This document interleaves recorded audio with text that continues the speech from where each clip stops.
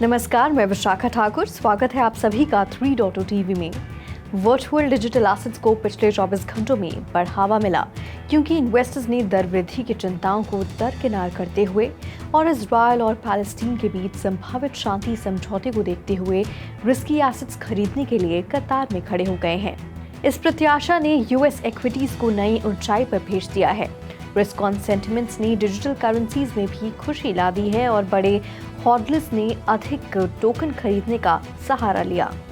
Bitcoin market capitalisation के हिसाब से सबसे बड़ी क्रिप्टो करेंसी $44,400 के स्तर से ऊपर बढ़ गई है, जो day spot bitcoin exchange traded fund यानी कि ETF लॉन्च के बाद से सबसे अधिक है। ये हाल ही में 3.6% बढ़कर $44,632 पर ट्रेड कर रहा है। इथेरियम यानी कि दूसरी सबसे बड़ी क्रिप्टो करेंसी को भी तब बढ़ावा मिला जब मैनेजर्स आर्क इन्वेस्ट और 21 शेयर्स ने कैश क्रिएशन की और इसके साथ ही अनुमति देने के लिए अपने जॉइंट एप्लीकेशन में संशोधन किया। इसे रेगुलेटर्स को पहले से ही खुश करने के लिए हाल ही में अप्रूव्ड स्पॉट बिटकॉइन ETF के साथ और अधिक संरेखित किया, जिसकी वजह से ETH ने $2400 की महत्वपूर्ण साइकोलॉजिकल बैरियर को पार कर लिया। ऑल्टकॉइन ने हाल ही में 2.3% की बढ़त के साथ $2,434 पर ट्रेड किया। अन्य प्रमुख क्रिप्टो करेंसी जैसे सोलाना का सोल, कार्डानो का एरिए, बाइनेंस का BNB, रिपल का XRP और एवलांच का एवैक्स उच्च स्तर पर ट्रेड कर रहे थे। पिछले 24 घंटों में ग्लोबल क्रिप्टो मार्केट कैप 2.6% बढ़कर $1.70 ट्रिलियन हो गया। इसके साथ ही टोटल क्रिप्टो मार्केट का वॉल्यूम 15% बढ़कर $51 बिलियन हो गया। DeFi में टोटल वॉल्यूम वर्तमान में $4.4 बिलियन है और सभी स्टेबल कॉइन $47.1 बिलियन हैं, जो कि टोटल क्रिप्टो मार्केट के 24 घंटे की वॉल्यूम का क्रमशः 8.7% और 92.4% का प्रतिनिधित्व करते हैं। बिटकॉइन का प्रभुत्व वर्तमान में 51.26% है, जो दिन के मुकाबले 0.25% अधिक है। टॉप 100 टोकन का बैरोमीटर IC15 इंडेक्स 2.9% बढ़कर 57,123 हो गया। इस बीच बिटकॉइन के बड़े इन्वेस्टर्स, जिन्हें हॉडलर्स या वेल के नाम से भी जाना जाता है, ने अपनी खरीदारी का सिलसिला जारी रखा। ग्लासनोड डेटा के साथ बिटकॉइन वेल ने अपने एसेट एक्यूमुलेशन में वृद्धि की। 1000 से अधिक टोकन, लगभग $44 मिलियन रखने वाले बिटकॉइन वॉलेट की संख्या 73 के कई महीनों के उच्चतम स्तर पर पहुंच गई। इथेरियम इन्वेस्टर्स ने सिर्फ 3 हफ्ते की अवधि में क्रिप्टो करेंसी एक्सचेंजेस से 500,000 से अधिक टोकन निकाले हैं, जिसका आउटफ्लो लगभग $1.22 बिलियन है और सभी ट्रेडिंग प्लेटफॉर्म पर ETH के सप्लाई में काफ़ी कमी आई है। इसके अलावा regional bank New York community bank Corp के स्वास्थ्य के बारे में चिंताएं कम होती दिखाई दी। शेयर्स ने शुरुआती दिन के बड़े नुकसान को मिटा दिया है और बुधवार के सेशन में 6.7% की बढ़त के साथ बंद हुआ। बैंक ऑफ इंग्लैंड ने स्टेबल कॉइन रेगुलेशन पर अपने डिस्कशन पेपर के लिए कमेंट पीरियड को 12 फरवरी तक बढ़ा दिया है, जिससे कि स्टेक होल्डर्स को इनसाइट्स प्रदान करने के लिए अधिक समय मिल सके। फाइनेंशियल कंडक्ट अथॉरिटी यानी कि FCA ने संबंधित डिस्कशन पेपर पर कमेंट्स के लिए अपनी ओरिजिनल डेडलाइन बरकरार रखी है, जो कि 6 फरवरी को देय थी। ये कदम क्रिप्टो एसेट्स के लिए एक कॉम्प्रिहेंसिव रेगुलेटरी फ्रेमवर्क बनाने की UK की स्ट्रैटेजी का हिस्सा है, जिसमें कि 6 नवंबर को BOE और FCA दोनों द्वारा डिस्कशन पेपर्स जारी करना शामिल है। पोलैंड के मिन्स्क माज़ोविस्की ने मिन्स्क कॉइन लॉन्च किया है, जो एक स्टेबल कॉइन है जिसे लोकल बिजनेसेस में खर्च किया जा सकता है। स्टेबल कॉइन अर्बन चेंज का हिस्सा है, जो कि लोकल सिटीज में उपयोग के लिए USDC backed stable coin launch करने के लिए एक प्लेटफॉर्म है। टोकन को शॉपर फ्रेंडली मनी के रूप में डिजाइन किया गया है और ये मिन्स्क माज़ोविस्की के भीतर सर्कुलेट होगा। शहर के मेयर मार्सिन ट्रेकुबोस्की ने कम्युनिटी को शामिल करने और सस्टेनेबिलिटी, हेल्थ और वेलबींग और सोशल एक्टिविज्म गोल्स को प्राप्त करने में अर्बन चेंज के महत्व पर जोर दिया। इजराइल बेस्ड पार्टनर कोलू टेक्नोलॉजीज अर्बन चेंज के प्रमुख पार्टनर्स में से एक है। मिन्स्क कॉइन यूरोप में अर्बन चेंज का पहला लॉन्च है, जिसमें कि अधिक शहरों में कॉइन्स के लॉन्च में सहायता करने की योजना है। अपने लोकलाइंस में से एक को लॉन्च करने में रुचि रखने वाले कम्युनिटी 5000 UTC जमा कर सकते हैं, जो कि कम्युनिटी वोल्ट में टोकन का गवर्नेंस टोकन है। कम्युनिटी के मेंबर्स पॉजिटिव सोशल या इकोनॉमिक इम्पैक्ट वाले प्रोजेक्ट्स या एक्टिविटीज में भाग लेकर संभावित रूप से हेल्दियर लाइफस्टाइल, सोशल एक्टिविज्म या पब्लिक ट्रांसपोर्ट के यूज को प्रोत्साहित करके कमाई कर सकते हैं। मिन्सकॉइन का लॉन्च न सिर्फ रेजिडेंट्स को लोकल वाइट लिस्टेड बिजनेसेस और प्रोजेक्ट्स के साथ बातचीत करने का एक नया तरीका प्रदान करता है, बल्कि ये भी दर्शाता है कि कम्युनिटीज के भीतर सोशल इंटरैक्शंस, इकोनॉमिक पार्टिसिपेशन और एकजुटता को चलाने के लिए टेक्नोलॉजी का उपयोग कैसे किया जा सकता है। Hong Kong general chamber of commerce ने लोकल गवर्नमेंट के अपकमिंग बजट एड्रेस के हिस्से के रूप में चाइनीज युआन द्वारा समर्थित एक स्टेबल कॉइन जारी करने का प्रस्ताव दिया है। HKDCC का तर्क है कि युआन बैक्ड स्टेबल कॉइन्स जारी करने से RMB को व्यापक रूप से अपनाने को बढ़ावा मिलेगा और इंटरनेशनल ट्रेड ट्रांजैक्शंस की सुविधा मिलेगी।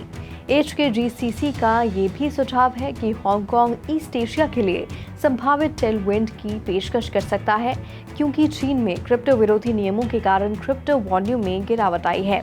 HKDCC लगभग HK20 बिलियन डॉलर यानी कि $2.5 बिलियन की डेली लिमिट के साथ वर्चुअल एसेट कनेक्ट स्कीम के निर्माण की खोज करने का भी सुझाव देता है।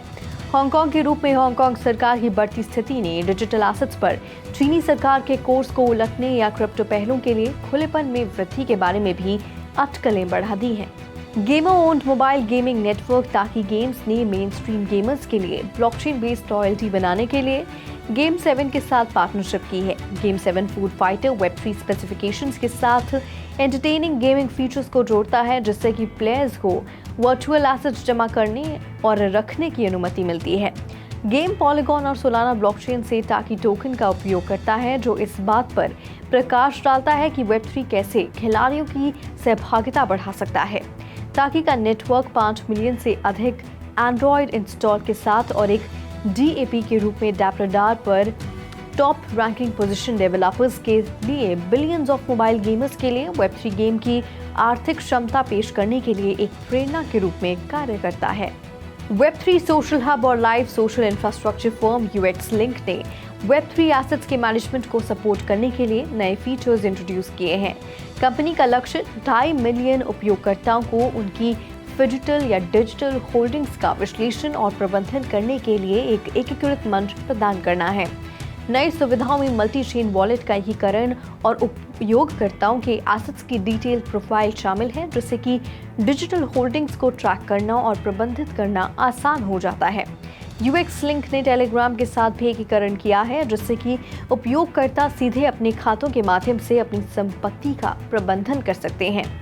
यह एकीकरण टेलीग्राम के 800 मिलियन मासिक सक्रिय उपयोगकर्ताओं के लिए वेब3 प्रोडक्ट्स और सेवाओं की वाइड रेंज प्रदान करता है। UX लिंक वॉलेट उपयोग और व्यक्तिगत वेब3 एसेट मैनेजमेंट पर ध्यान केंद्रित करते हुए OKX वॉलेट के साथ सहयोग करने के लिए भी तैयार है। ये पहल वेब3 एक्सपीरियंस को बढ़ाने और डिसेंट्रलाइज्ड एप्लीकेशंस और ब्लॉकचेन टेक्नोलॉजी को व्यापक रूप से अपनाने के लिए UX लिंक की कमिटमेंट को डेमोन्स्ट्रेट करती है। Digital multichain non fungible token market platform magic Eden ने renowned digital asset incubation firm Chiru labs के साथ पार्टनरशिप कर ली है।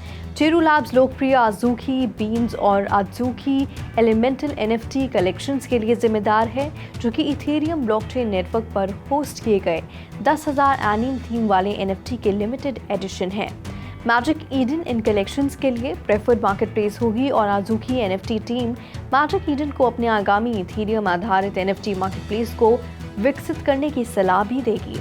ये साझेदारी मैजिक ईडन द्वारा नवंबर 2023 में फर्म और युगा लैब्स के साथ साझेदारी करके अपने इथेरियम NFT मार्केटप्लेस को लॉन्च करने की योजना की घोषणा के बाद आई है।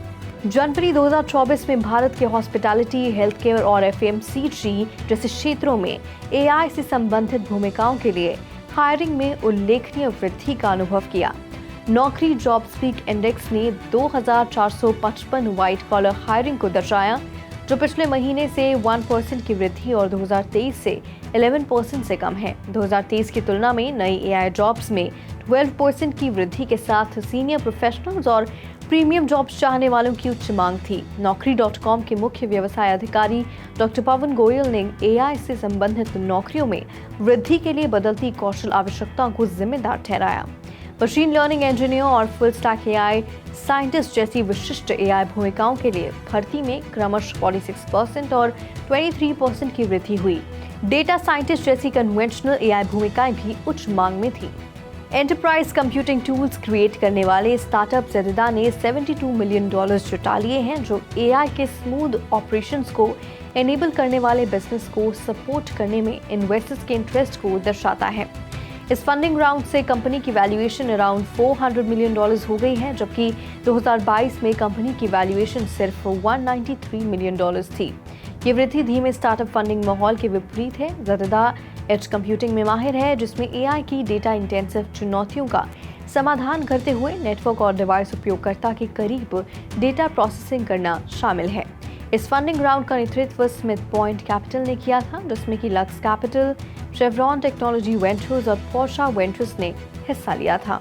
माइक्रोसॉफ्ट के सीईओ सत्या नाडेला ने भारत के लिए को पायलट बनने की इच्छा व्यक्त की है, क्योंकि भारत एआई के लाभों का हार्नेस करना शुरू कर रहा है।